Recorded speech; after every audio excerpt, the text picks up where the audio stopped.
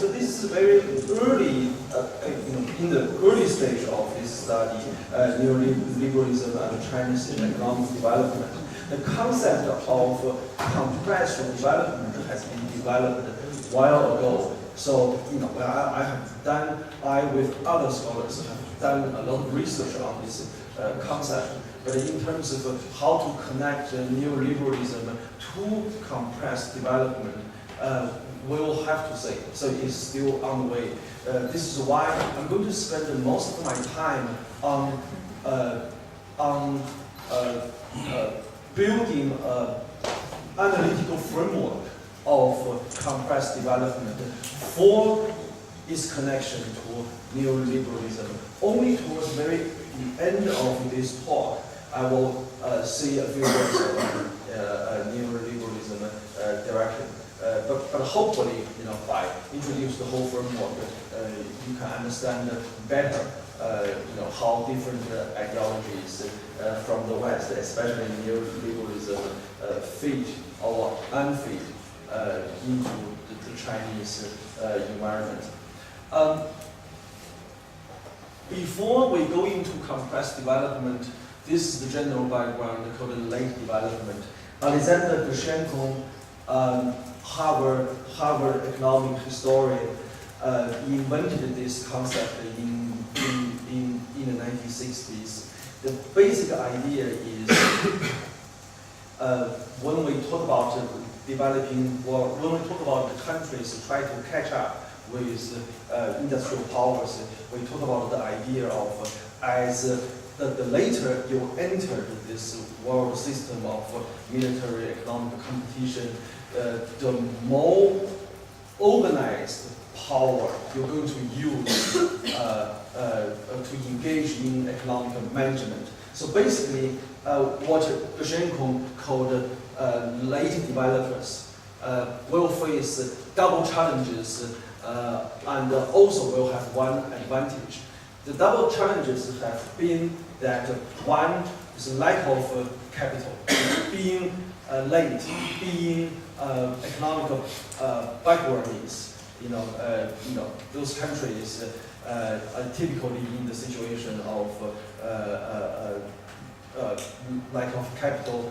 And the second challenge is lack of time. The reason time is important is because you are incorporated into the world system of nation states and capitalism. If you don't catch up quickly, you're going to lose power. You're going to have to subordinate to other countries. But this is the major contribution of Professor Dushenko, because he said late developers do have advantage. Being late, does have an advantage, because you have seen the early developers, how early developers proceed with economic development, especially industrialization. So you can avoid the mistakes they made and trying to learn, trying to target the successful experiences of the early industrializers, of the early developers. So you can catch up by going to the shortcuts. But the way by going to the shortcuts is just given you don't have time, you don't have enough capital, you need some sort of organized power to manage, to mobilize limited capital to put them into the target of development. So this is basically, in the process of international competition, by being late, you know the experience of early developers, but you don't have enough capital to light the market, to proceed to take over, to gradually allocate the capital into the critical areas. So you need organized power, to manage those capital, to mobilize those capital, directly put them into the areas of development which has been proved by early developers to be successful. So this is the general idea. That is why the key response for the late developers, according to Grushenko, is deepening state intervention with a Weberian type of bureaucracy. He used Germany in the late 19th century and Russia later on as an example to illustrate the whole process. Because the early developers include Britain, maybe to a certain extent also the United States. But Germany was considered as a late developer by Grushenko in late 19th century. So what Germany did was to have to create so-called investment banks rather than commercial banks. Because before Germany, they were basically commercial banks, lending small amount of capital. But after Germany, there was a rise of investment banks all over the world because Germany basically used the investment bank as the coordinator for fast and rapid industrialization. Later on, Grushenko said, when you move to Russia, also in the late 19th century, but much more economically backward than Germany, investment banks were not enough for Russians. So the Russian state, specifically Ministry of Finance, basically took the role of investment banks in Germany.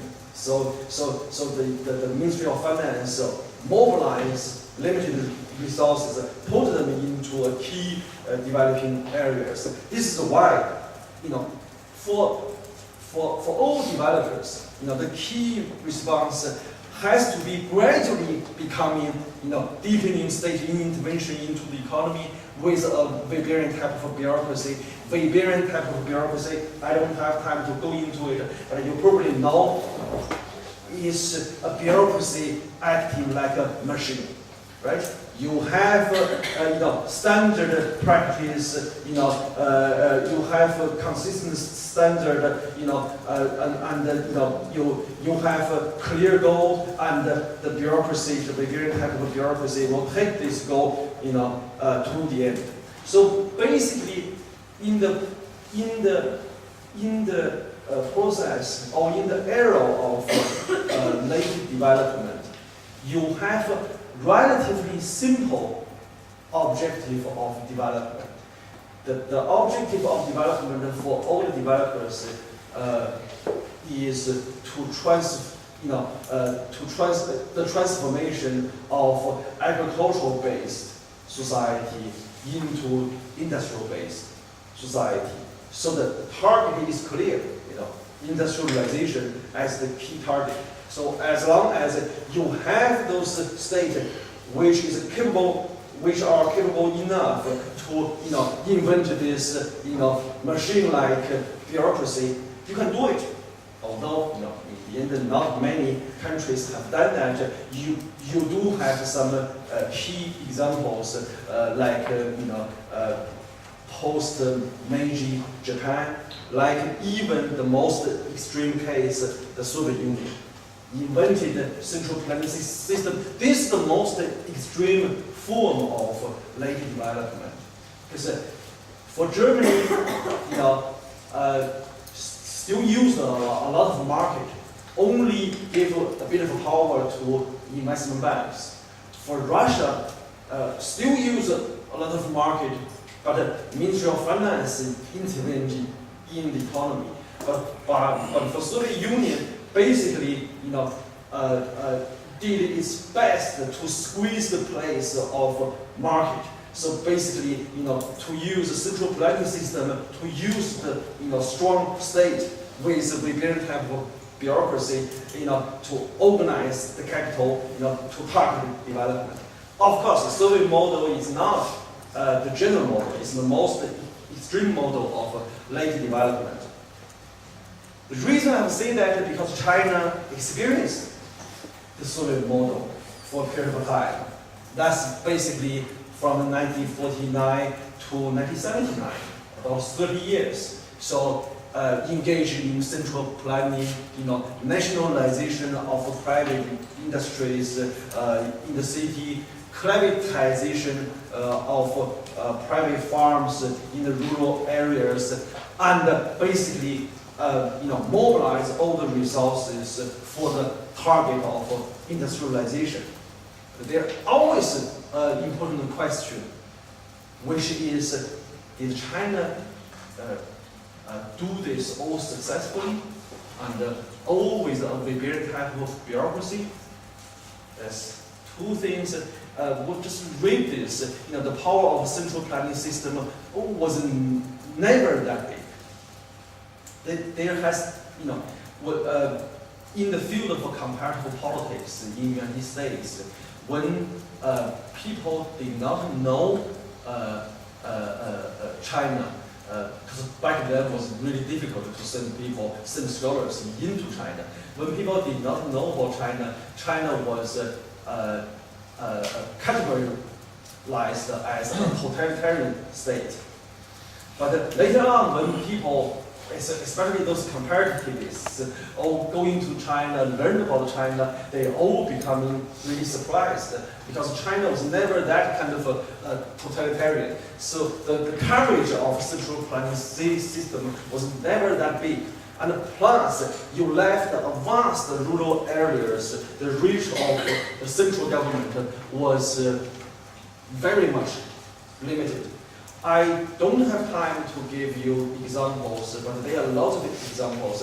Well, let's see whether we have time, in the question and answer, session, whether I can give you some examples. So in general, China tried late development. For a moment, pushed up in rapid industrialization. But in general, China has a huge problem of get all the resources going, especially governing the vast majority, the vast rural areas. Okay, then we go into we leave the late development for a moment as a general background. And now we go into the idea of compressed development. This idea is based on the research by an international team, including me. This research has been going on since the publication of this article in 2010. Now we are thinking to write a book together. The general idea, to summarize, is basically this two. First, the collapse of development stages. Second, the multiple challenges of values and practices to the compressed developers. Is this, before the 1960s, developing countries faces two development stages. One is the agricultural-based society stage. The other is the industrial-based stage and society. Combined to these stages, you have traditional values associated with agricultural-based society. You have modern values, associated with industrial society. So back then, we call the process of development as a late development. Because the target is really clear. You transform agricultural-based society into industrial-based society. Along the way, you try to introduce modern values instead of to get rid of traditional values. So that's the story of late development. But since the 1960s, when Great Britain, as the first country, entered the so-called post-industrial era or post-modern era, which marked not by the domination of the industrial sector, but by the domination of the service sector, and also with many other different values, postmodern values. The world officially, some part of the world officially entered the third stage of development. Postmodern society based on service sector associated with post-industrial values. Then most developing countries, now we call them compressed developers, got really confused. Because before the target was clear to transfer its society into industrial society. Since the 1960s, the target was no longer clear, because the modern values, the postmodern values, the modern practices, the postmodern practices, all flow into developing countries, the compressed developers, and they took different form of politics and power. They really have roots, have roots into those societies. So this is called multiple challenges of values and practices. To give you, although I still don't have time, but I have to give you an example. Otherwise, it's difficult to understand this question. To give you, I think, pretty clear question is this. For example, in many developing countries, the government is still fighting for getting young children into primary schools. Even in China, in many rural areas, the government is still fighting for that, to get all the children, especially the female students, back into the primary schools. But at the same time, in major cities, you have, in those countries, you have a lot of PhD students cannot find jobs. And these two phenomena happen at the same time, cross development stages. Because before, you are in rural society, you are in agricultural-based society, you're supposed to fighting for getting all the children into the schools. But back then, you don't have much problem of PhD students do not have jobs, because back then you don't have many countries even don't have PhD students, right? But at this moment, you have two problems at the same time. The same is true for health problem. In China, as also in many other developing countries, the governments are fighting to reduce poverty. So you have, you have a lot of, sick children, not sick because different illness, but sick because do not eat enough food. So the hospitals have to treat them. But at the same time, in major cities, you have a lot of fat boys, right? Have to go to the hospital being treated as being too fat. So they are not supposed to happen together. In the elderly developmental stages, if you have older, right, you develop from fighting poverty one stage into the other stage, fighting the fatness, right? So, but at the same time, but at this moment, this is called a collapse of developmental stages, because different phenomena happen in different development stages. They are they happen in the same time. Another example, final one. In rural areas, especially in remote rural areas in China nowadays, you still have managed marriages. Two families get together. Even this two newlyweds even do not know each other, but managed by the two families. Typical phenomenon of traditional society, agricultural society. But in major cities, now increasingly you have gays living together happily. Typical postmodern values, postmodern practices, are they in the same time? So this is called the collapse of developmental stages, the challenge of values and practice to the compressed developers. The result is inevitably what we call it a policy stretch. Before, the development target was clear, and the later development was very clear. So the government just set the target, mobilize, various type of bureaucracy to reach the target. That's it. And to realize the target. That's it. Nowadays, facing multiple challenges, thinking about the value, the traditional values are still well and alive, but the modern values, the post-modern values, they are all flowing, including the idea of neoliberalism, right? They all flowing through globalization. So the government, are really busy, are really harmful. They do not have a clear targets of development nowadays. Whether they want to transform their society according to order into the industrial-based society first, the modern society first, and then post-modern, or they go directly from agricultural-based society to service-based society. I don't know. They don't know. If you think late development requires the function of a Weberian type of bureaucracy, a machine, because the development target is clear, then compressed development, in the stage of compressed development, must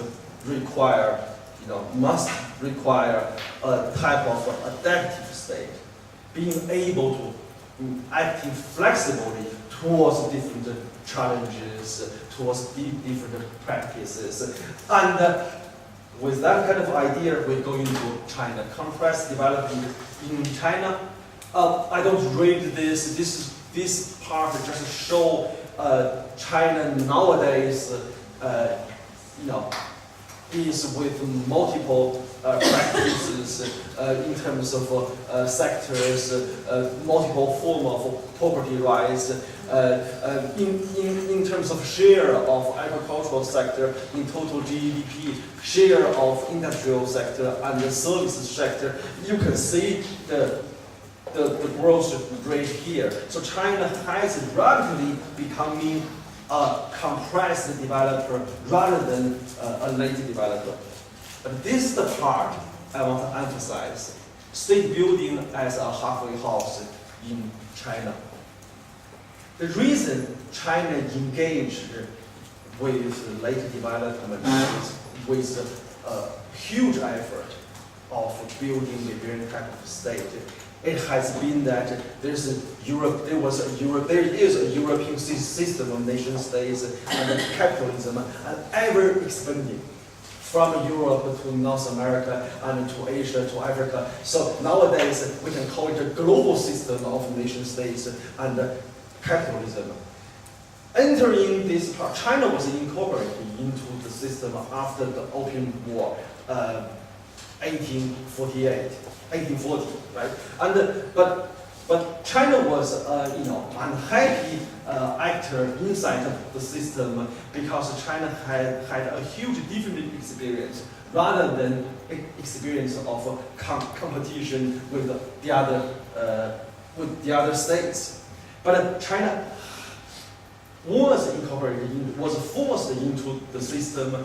So this was the beginning. China began to engage so-called state building, the building of a nation state.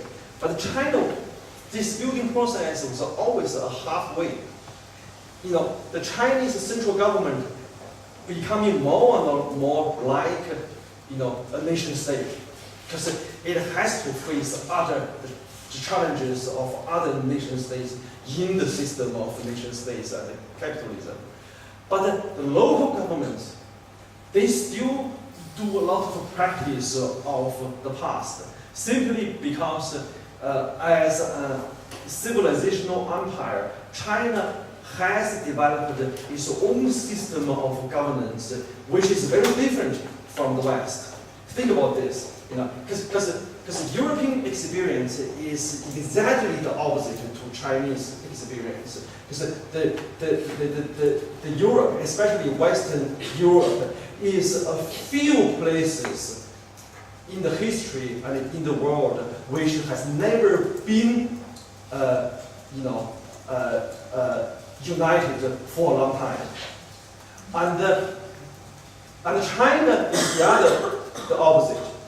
Right? China is a few civilizational empire has kept its form of civilization together with the form of empire for a long time. So in China, in history, unifications take most of the time, and there were also chaotic situations too. But they're different from Europe. European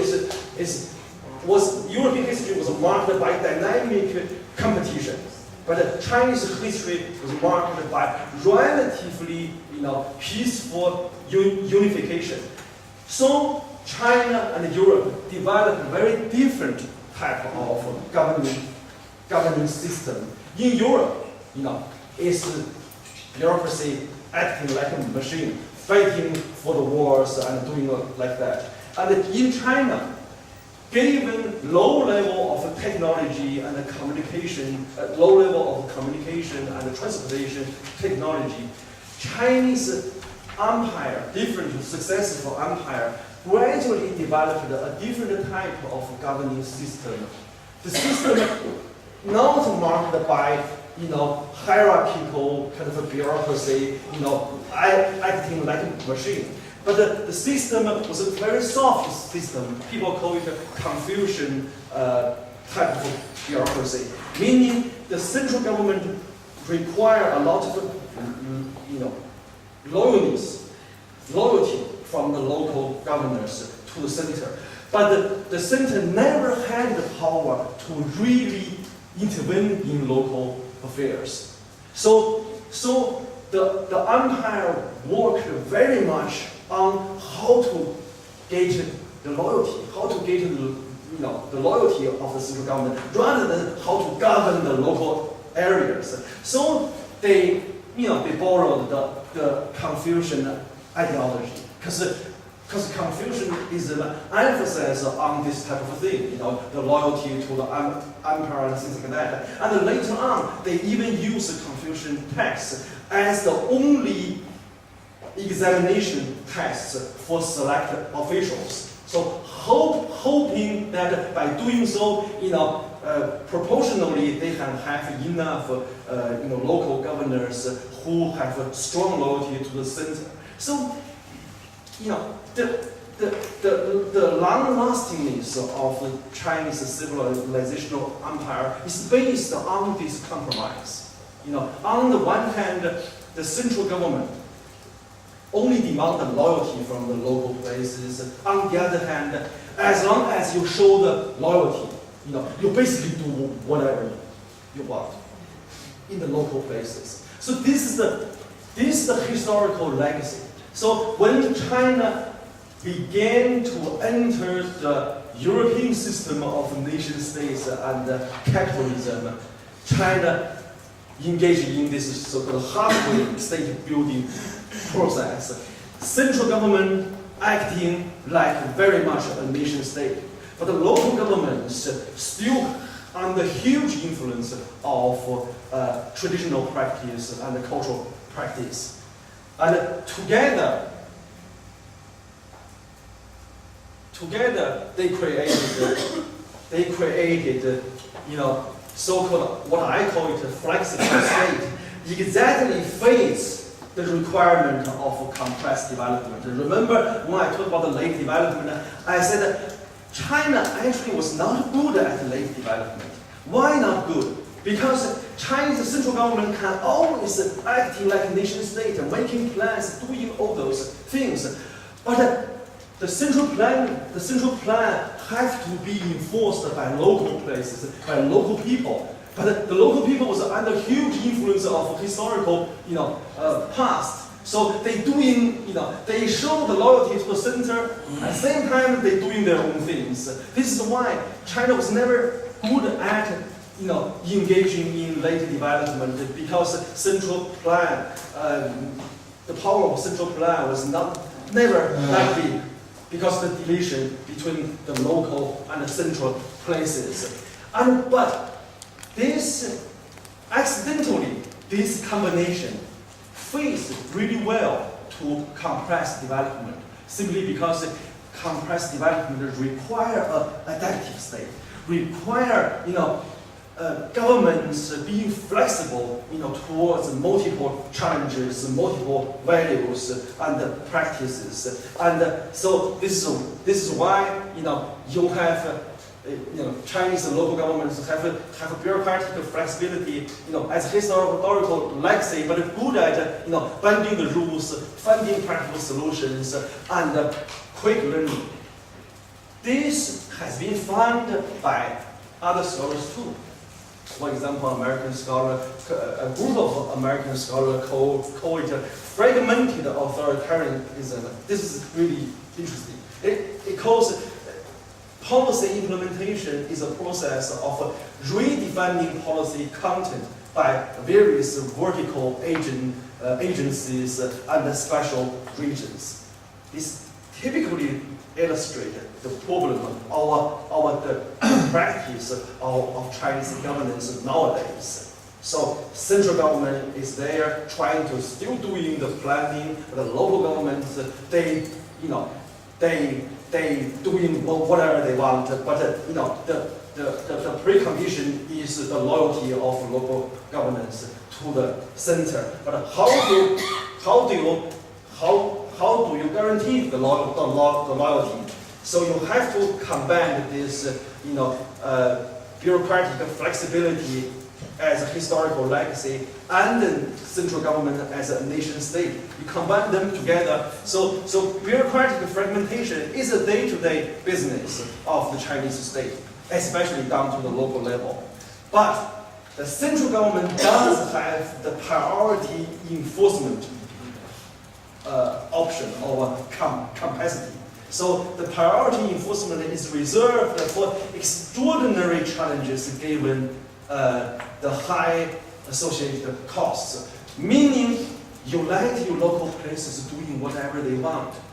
They basically doing things to promote their own local development. They never think about national development. So you always get confused kind of development policies across the country, things like that. And soon or later, it will become a chaotic situation as a whole. So at this moment, the central government will intervene and get priority enforced, cut down many local projects, and but this power of enforcement of nation state is very much based on the despotic power of the central government. By being controlling the state, violence machine like military and police forces and things like that. So, backing up by those, the central government can always intervene in the general economy to modify, even shape and reshape the general development of China. But in order to get China going, continue to develop, it has to sooner or later release its power to local governments to let them do. So in China, we have a saying. I don't know how to translate really well. In China, we have a saying. It's called, I say Chinese first. 一放就乱，一收就死. Meaning, if you let local people doing their own things, sooner or later you'll get a chaotic situation. But if you centralize, then you don't have progress. So this is a contradiction. And I believe under compressed development, the process of compressed development, China is becoming used to this kind of contradiction, trying to adjust this contradiction by letting local governments doing their own things, promoting development, but at the same time, the central government as a guard, intervene when the general situation becoming real, which gave the idea of late development and compressed development. Because countries in the system have to compete, so they engage in late development, they engage in compressed development. And late development and compressed development, they require different types of bureaucracy. Right? One requires Weberian type of bureaucracy, the other requires adaptive state. And this, the Chinese logic, the Chinese miracle being the Chinese traditional governance being like, demanding loyalty by the central government, but letting go with local practices. So Confucian bureaucracy emphasizes on loyalty, not, practices. So this gives rise to the flexible state nowadays. And together they created the past 30 years of Chinese development. And finally, I say a few words of neoliberalism. China engaged in later development with a very strong ideology of nationalism backing up. You can understand, right? Because the late development require function of state intervention. Later, you enter this world system. The more state intervention you need. So naturally, China, along many other developing countries, adopted nationalism, also from the West, as a key ideology to promote development. So if you associate nationalism with later development, then when you enter the era of compressed development, it's a combination of nationalism and what I call the new traditionalism, reflecting the traditional practice, especially down to the local level, being, bureaucratic flexibility. And I don't think this framework has much room for neoliberalism. You can say, right, in the past, late development, strongly nationalism. Nowadays, compressed development, the combination of late nationalism and the new traditionalism.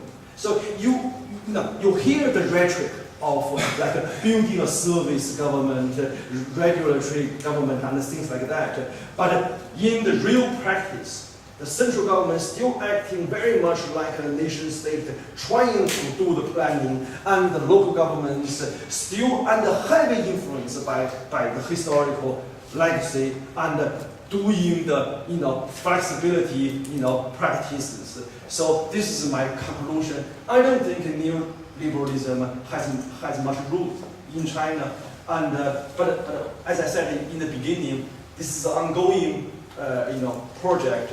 I may reach very different conclusion by the end of this project. Thank you so much.